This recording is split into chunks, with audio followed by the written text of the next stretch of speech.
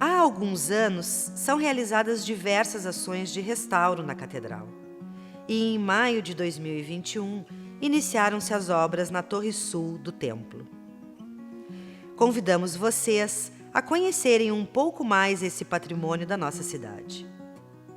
A Catedral Metropolitana de São Francisco de Paula é um bem significativo para a cidade de Pelotas e, devido à sua importância, foi reconhecida como um patrimônio brasileiro em 2018 pelo IPHAN, Instituto do Patrimônio Histórico e Artístico Nacional, e anteriormente, em 2011, pelo Estado do Rio Grande do Sul. Junto aos trabalhos de restauro, são desenvolvidas atividades de educação patrimonial que visam conhecer e compreender como os diferentes grupos sociais entendem os patrimônios, a fim de buscar o reconhecimento, a valorização e a preservação desses bens. Para nós, para mim em particular, que sou museólogo, é muito importante esse trabalho que a gente está desenvolvendo dentro da Catedral, trazendo essa perspectiva, esse outro olhar para as pessoas, né, de conhecimento, de pertencimento histórico, cultural. Olá, meu nome é Elisa, faço parte da equipe de Educação Patrimonial do projeto de restauro da Torre Sul da Catedral Metropolitana São Francisco de Paula, em Pelotas. A Catedral é um patrimônio cultural da nossa cidade e é sobre ela que iremos falar. Para começar, você sabe o que é educação patrimonial e patrimônio cultural? Vamos falar um pouco sobre esses assuntos? Durante a execução de um projeto com bens patrimoniais culturais, a educação patrimonial é fundamental, pois é através dela que conhecemos as relações que as diferentes pessoas têm com esses bens, que podem ser materiais e imateriais, mas sobre isso falaremos mais adiante. Em primeiro lugar, o que precisamos entender é que a troca de informações e conhecimentos sobre as histórias das pessoas com os bens patrimoniais nos ajudam a compreender que existem diferentes experiências sobre a valorização do que se quer preservar dentro de sua comunidade. A educação patrimonial, que consta dentro do projeto do restauro, ela auxilia enormemente para que as pessoas possam se apropriar do conhecimento da maravilha que é a nossa catedral. Preservar este patrimônio significa preservar também a memória de nossa cidade, das pessoas, né, que aqui viveram. E claro que o restauro propiciou esse despertar ainda maior da importância desse bem, pois as pessoas se sentem parte. Pelos ritos realizados aqui, pelas experiências, pelos casamentos aqui realizados. Quero dizer, todos, de algum modo, direto ou indiretamente, estão implicados na história de nossa catedral. Daí a importância também de nós zelarmos por esse bem. Entre os grupos que fazem parte das ações de educação patrimonial estão as escolas de ensino fundamental e médio. A participação da comunidade escolar nessas atividades é muito importante, pois estudantes e professores atuam como multiplicadores de conhecimento sobre os patrimônios com seus familiares e amigos. Olá, eu sou a Ingrid, eu sou a diretora da Escola Fundamental São Benedito e eu vou falar um pouquinho sobre como foi participar da educação patrimonial. A nossa escola participa do projeto desde 2019, quando as nossas alunas do 5º ano acompanharam em uma visita guiada, acompanharam o projeto de restauro das portas. E em 2019, as alunas também participaram presencialmente. Elas tiveram um contato totalmente diferenciado com a nossa catedral, podendo perceber detalhes históricos que elas não conheciam e assim compreendendo mais a história da nossa cidade e a história da catedral. A visita guiada complementou todo um trabalho que já vinha sendo desenvolvido com elas em sala de aula e depois, para finalizar, elas tiveram a oportunidade de externar os aprendizados em formato de textos e desenhos, projetando a visão delas na ligação entre a catedral e a educação patrimonial. Agora, em 2021, o Instituto São Benedito vai continuar participando da educação patrimonial. As meninas vão acompanhar tudo de forma virtual. Dessa vez elas vão acompanhar o restauro da Torre Sul. E lá na escola já está todo mundo bem ansioso pela retomada dessas atividades, com todo o projeto da educação patrimonial. A participação e o acolhimento das escolas, sobretudo, e das pessoas que também são transeuntes e vêm assim e acolhem essa oportunidade de conhecer mais a catedral, expressa o valor do bem, que é a catedral, e a necessidade que nós temos, por outro lado, de fazer conhecer esse bem à comunidade.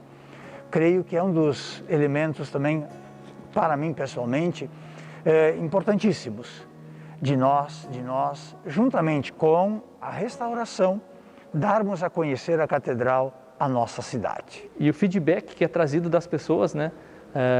Quando visitam, retornam, trazem parentes, trazem avó, pessoas que só passavam na frente e nunca tinham entrado, achavam que tinha que entrar aqui só para rezar ou para pedir uma bênção, né? Então eles entram aqui com outro olhar e saem daqui muito felizes, e para nós também é uma felicidade enorme poder estar contribuindo com a cidade nesse sentido de trazer o pelotense para dentro da catedral e trazendo eles para essa visão de pertencimento cultural. Não só propriamente pelo caráter religioso, mas sobretudo pelo aspecto assim, artístico, cultural. É um espaço demandado, Isso também fez com que a paróquia se organizasse para que esse bem ficasse aberto o dia todo para ser visitado. Quando estamos pensando sobre patrimônio, conseguimos compreender que as memórias do passado são acionadas através do patrimônio no presente. Então, o que seria patrimônio cultural? É só aquilo que é belo, grandioso, monumental, antigo, material, ou é muito mais do que isso? Sim, é muito mais que isso. Patrimônio cultural são todos aqueles bens que são importantes para uma comunidade, sejam eles artísticos, religiosos, históricos, arquitetônicos, arqueológicos, ambientais, documentais, entre outros. Não é todo mundo, né, que faz esse tipo de coisa assim. Tem que amar de verdade o que está fazendo. E eu penso,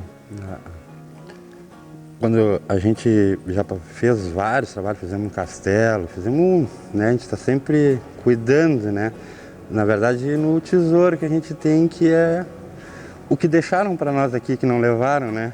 Isso quer dizer que eles podem ser de natureza material ou imaterial e reconhecidos de forma individual ou em conjunto. Agora vamos entender a diferença entre patrimônio cultural material e patrimônio cultural imaterial. Hoje no Brasil existem duas formas de identificar o patrimônio. Ele pode ser de natureza material e imaterial. Para iniciar essa conversa, é fundamental salientar que foi a Constituição Federal de 1988 que ampliou a noção de patrimônio cultural, ao reconhecer a existência de bens culturais de natureza material e imaterial. Para além do tombamento, que já era reconhecido, a Constituição estabeleceu outras formas de preservação de bens, o registro e o inventário. Vamos falar a seguir sobre quais podem ser esses bens materiais e imateriais. Os bens culturais de natureza imaterial dizem respeito àquelas práticas e domínios da vida social que se manifestam em saberes, ofícios e modos de fazer, celebrações, formas de expressão cênicas, plásticas, musicais ou lúdicas, e nos lugares, como mercados, feiras e santuários que abrigam práticas culturais coletivas. A forma de reconhecimento e proteção desses patrimônios ocorre por meio de registros e inventários, que são conjuntos de medidas para garantir a identificação e a perpetuação do patrimônio cultural imaterial. Vocês sabiam que em Pelotas temos um exemplo de patrimônio imaterial? As tradições doceiras da região de Pelotas e da antiga Pelotas, Arroio do Padre, Capão do Leão, Morro Redondo e Turuçu, foram reconhecidas como Patrimônio Cultural do Brasil em 2018. O registro das tradições doceiras tem por finalidade reconhecer e valorizar esses bens de natureza imaterial em seu processo de transformação no tempo.